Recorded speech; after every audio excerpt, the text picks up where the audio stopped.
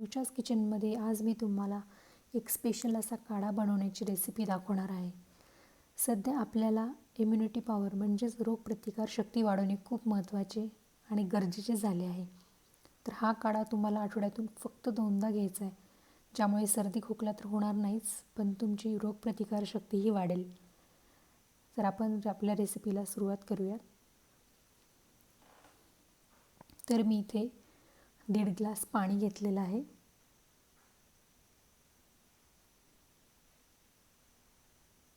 त्यानंतर एक आल्याचा छोटा तुकडा घेतला आहे, दालचिनी घेतली आहे, 2 इलायची, 2 लवंगा, मिरे, 1 चमचा हळद, थोडा गूळ आणि तुळशीची 4-5 पानं. तर सगळ्यात आधी मी आलं, दालचिनी, इलायची, लवंगा आणि मिरे हे एका खलबत्त्यात घेऊन थोडं बारीक करून घेणार आहे.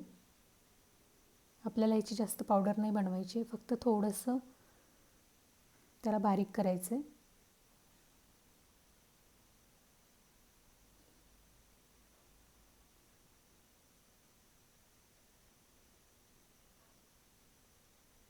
तर हे बारीक होत आलेलं आहे.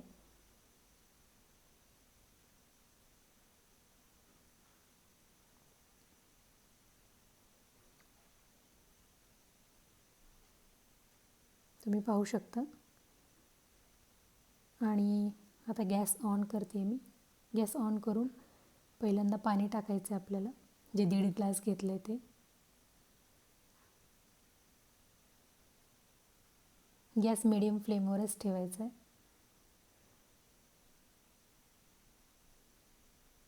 आणि त्यात हे आपण सगळं वाटलेलं मिश्रण टाकणार आहोत.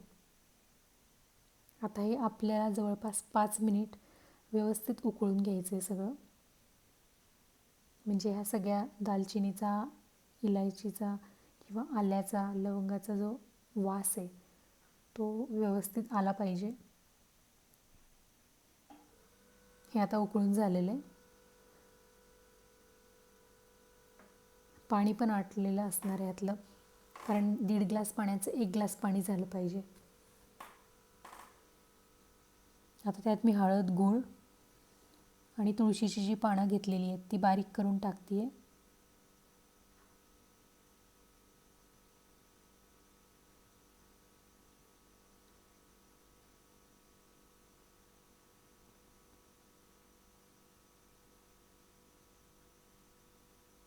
हा काढा एवढा हेल्पफुल आहे आणि फक्त आठवड्यातून 2दा जरी घेतला ना, तुम्हाला सर्दी खोकला होणार नाहीच.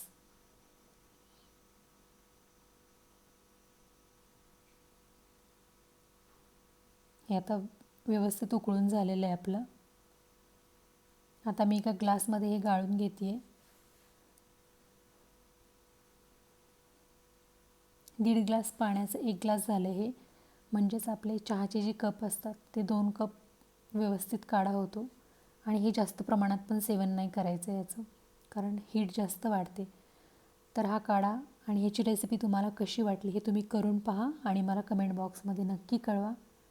आणि माझ्या छान छान अशाच रेसिपी पाहण्यासाठी रुचा's किचनला सबस्क्राईब करा.